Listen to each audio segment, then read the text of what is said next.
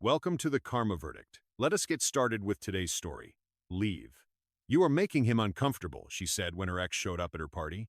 I nodded and left without a word, packed all her things and changed the locks while she celebrated.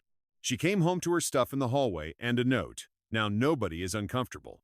Hey viewers, before we move on to the video, please make sure to subscribe to the channel and hit the like button if you want to see more stories like this. And if you have your own story to share, send it to me. My contact info is in the description below. I would love to feature it in an upcoming video. Thanks.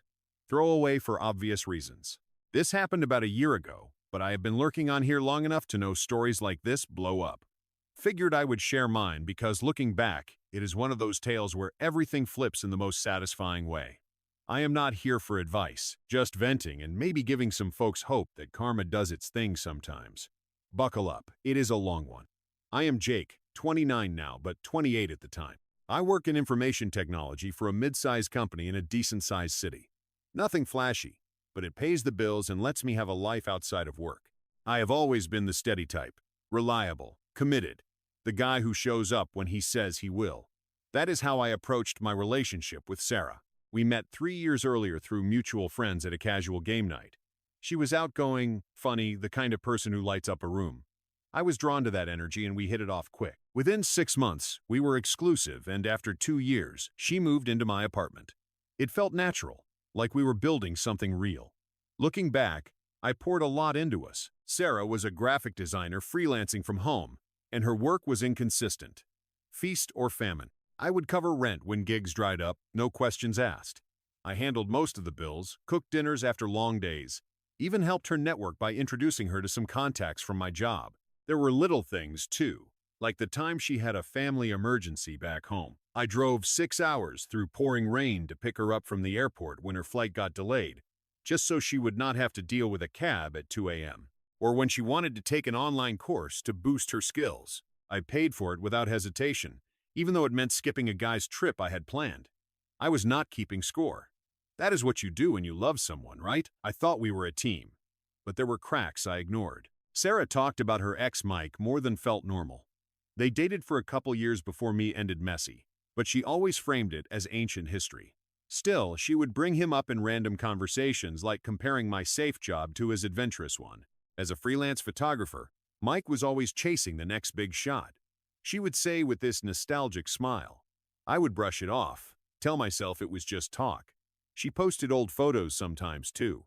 Nothing overt, but enough to make me wonder. And emotionally, she started pulling away in the last few months. Less affection, more time on her phone, excuses about being stressed from work. I choked it up to her birthday coming up. She was turning 27 and wanted a big bash. So, like the committed idiot I was, I threw myself into planning it. The party was my idea, actually. Sarah mentioned wanting to celebrate with friends, but she dragged her feet on details. I stepped up, rented extra speakers, ordered catering from her favorite spot, even decorated our apartment with string lights and balloons. I invited about 30 people, our mutual crew, her coworkers, a few of mine. Spent a solid weekend prepping, and the night before, I surprised her with a custom cake I had made with her design portfolio on it. "Jake, you are the best," she said, hugging me tight. For a moment, it felt like old times. I went to bed thinking, yeah, we are good. The party kicked off around 8 p.m. on a Friday. Music pumping, people mingling, drinks flowing. I played host, refilling ice, making introductions, ensuring everyone had a good time. Sarah was in her element, laughing with her girlfriends, snapping selfies. I caught her eye a few times, and she blew me a kiss. About an hour in, the doorbell buzzed. I opened it, and there was Mike.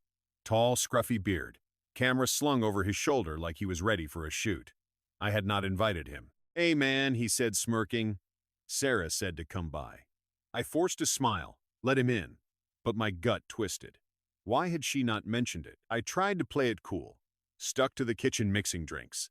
But as the night wore on, I noticed them. Sarah and Mike huddled in the corner, heads close, her hand on his arm while she laughed at something he said.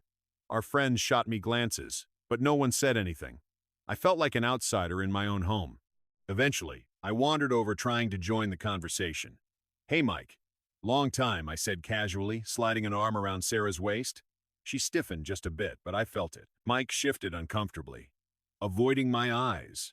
That is when it escalated. Mike muttered something to Sarah, and her face changed. She turned to me right there in front of everyone and said, "Jake, can we talk for a sec?" She pulled me aside to the hallway, but not far enough. Voices carried. "Look, Mike feels weird with you hovering. You are making him uncomfortable. This is my party. Maybe just give us some space. Go hang out in the bedroom or something until he leaves." I stared at her, the words hitting like a slap. "What?" "Sarah, this is our apartment. I am not hovering. I live here." She rolled her eyes, that smug edge creeping in. "Oh, come on. Do not be dramatic. Mike and I have history. We are just catching up. You are acting all insecure, and it is killing the vibe. It is not a big deal. Just chill out somewhere else for a bit. You will be fine. History. You are prioritizing your ex over me at a party I threw for you." She crossed her arms, voice sharpening. "See, this is why you are turning this into something it is not. Mike is uncomfortable because you are glaring at him like some jealous boyfriend. I invited him because he is a friend. Get over it. If you cannot handle that, maybe you should just leave for a while. Go grab a drink down the street or whatever. The party is for me, not your ego." Her tone was dismissive, like I was a child throwing a tantrum. Twisted logic all the way, blaming me for the tension she created, justifying her favoritism as my insecurity. People nearby pretended not to hear, but the awkwardness hung thick.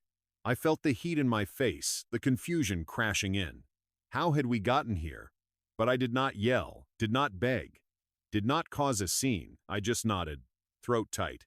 "Okay, Sarah, if that is what you want." I grabbed my jacket from the coat rack, walked out the door without another word. The party sounds faded behind me as I hit the elevator. In the car, I sat for a minute staring at the dashboard. Vulnerable did not cover it. I was gutted. All those sacrifices, the loyalty I had shown, and she tossed me aside like an inconvenience for her ex at her own party. The unfairness burned. But I drove to a nearby coffee shop, ordered a black brew, and just sat with it. No text to her, no calls to friends, just silence, letting the reality sink in. That was the moment I knew. We were done. I did not go far that night, just to a quiet diner a few blocks away, the kind with sticky booths and bottomless coffee refills.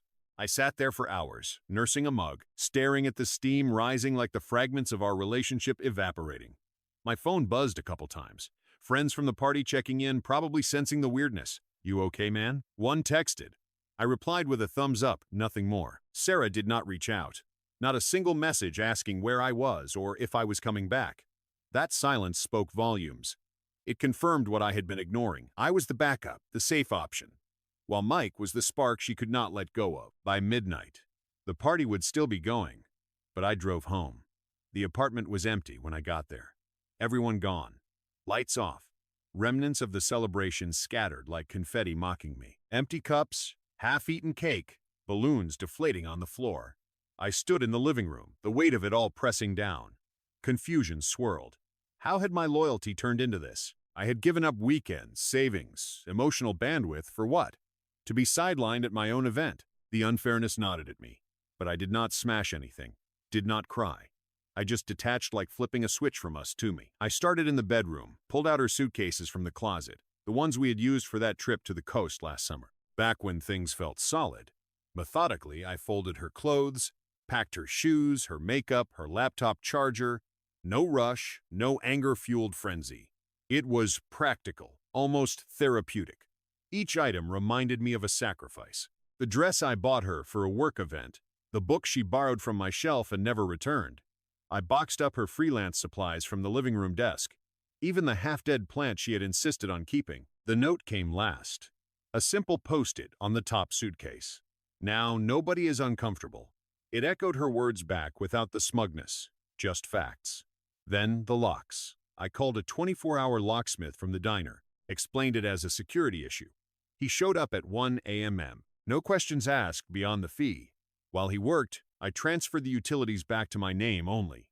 Quick online changes, nothing dramatic. By 2 a.m., her stuff was in the hallway outside the door, neatly stacked. I double-checked for anything I had missed, then locked up. Slept on the couch that night, phone on silent.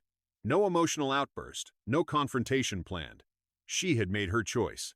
I had made mine. The next morning, I woke up early, feeling hollow but clear-headed.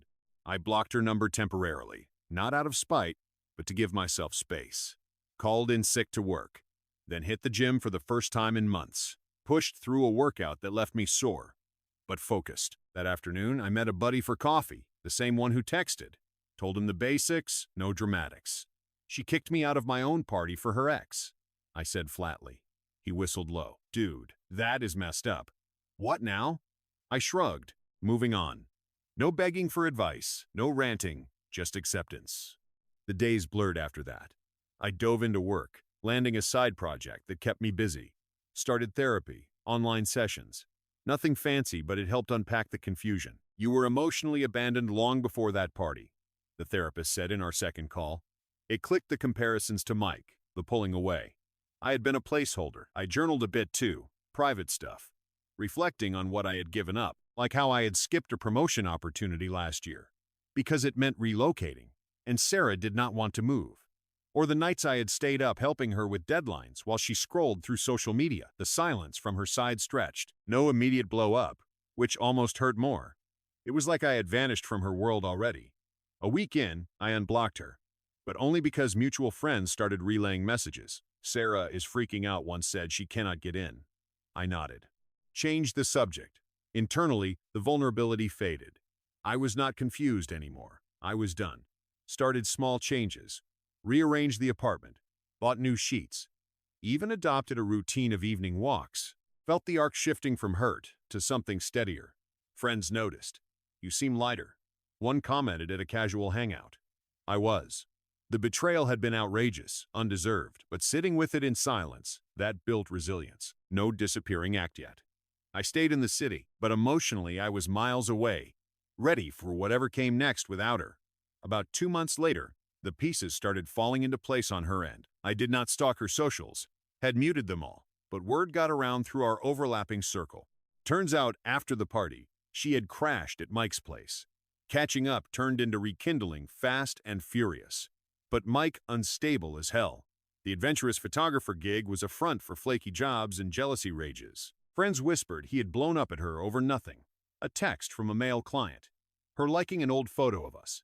He had accused her of using him, then ghost for days, leaving her spiraling. It unraveled quick. Mike discarded her after a big fight. Something about her clinging to the past. Ironic as that was, dumped her via text, blocked her everywhere. She tried crashing with a girlfriend, but that soured when the truth spread. How she had humiliated me publicly. Mutual friends pulled back one by one. Texts went unanswered. Invites dried up. We heard what happened at the party. A couple admitted to me over beers. Cannot defend that. Her freelance work tanked too. Focus gone from the drama. Deadlines missed. Clients bailing. Last I heard indirectly, she was crashing on her sister's couch, scraping by with gig apps, reputation in tatters, isolated, broke, irrelevant. Karma did not need my help. It hit hard on its own, mirroring how she had treated me like an afterthought. I did not gloat, did not seek updates. But when fragments reached me, it felt just. The smugness she had shown gone, replaced by the consequences of her choices, satisfying in a quiet way. The unraveling did not take long before Sarah started circling back. It began about 3 months after the party, right as her life hit rock bottom. First, it was a text. My phone lit up one evening while I was cooking dinner for myself. Jake, we need to talk. This is ridiculous. Let me grab my stuff at least. No apology, just entitlement. Like I had overreacted. I did not respond. A day later, another seriously. You are ignoring me after everything. Still radio silence from me. Then the calls started, voicemails piling up. I listened to the first one out of curiosity. Jake, pick up. I know you were there. Mike was a mistake. Okay, he flipped out over nothing and kicked me out. I am at my sister's now, and it is awful. We had something good. You cannot just throw it away like this. Call me back. Her voice cracked a bit, but the manipulation shone through, framing it as my fault. Minimizing her betrayal. I deleted it, blocked the number again, but she escalated. Used a friend's phone next time, catching me off guard during lunch at work. Jake, it is Sarah. Do not hang up. I paused fork midway. What do you want? God, finally. Look, I am sorry about the party. I was drunk, stressed. Mike showed up and things got weird. But you are being so cold. We lived together for a year. You owe me a conversation at least. Can I come by? Just to talk over. The hypocrisy burned. No, Sarah. You made your choice that night. Prioritizing your ex, kicking me out of my own home. We are done. But it was not like that. You were acting jealous, making everyone uncomfortable. I just needed space. Mike is gone now. He was abusive. Controlling. I see that. We can start over, please. Twisted logic again, blaming my jealousy while admitting Mike's flaws. Her tone shifted from pleading to desperate. Jake, I am broke. Freelance dried up because of all this stress. My friends are not talking to me. They think I am the villain, but you know me better. Come on, let us fix this. I stayed calm, voice even. Goodbye. Sarah hung up. Blocked that number too. She did not stop. Involved her family next. Toxic as expected. Her sister called a week later, voice dripping with judgment. Jake, this is Emily. Sarah is a mess because of you. She told me what happened. Sounds like you overreacted big time.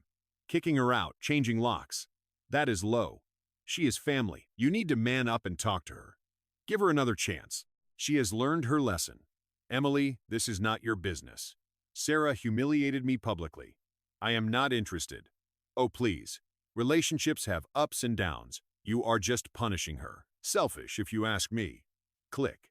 Unpleasant. Pushy, like Sarah's entitlement ran in the family. The attempts peaked with a surprise visit. I was home one Saturday mid-workout when the buzzer rang through the intercom. Jake, it is me. Let me up. We have to sort this. I did not buzz her in. She waited outside for an hour, according to the doorman, then left a note under the door. This is getting pathetic. You are heartless. I thought you were better than this. Anger creeping in now, her true colors showing from desperate pleas to rage when I would not budge. Friends got roped in too. One mutual acquaintance texted, Hey, Sarah asked me to reach out. She is really sorry, man. Thinks you two could work. I replied politely. Appreciate it, but no. The harassment tapered after that, but each attempt just reinforced my detachment. I was not moved. Her desperation was her problem now. It all culminated at our mutual friend Tom's birthday gathering about 6 months post-party. Casual bar set up downtown.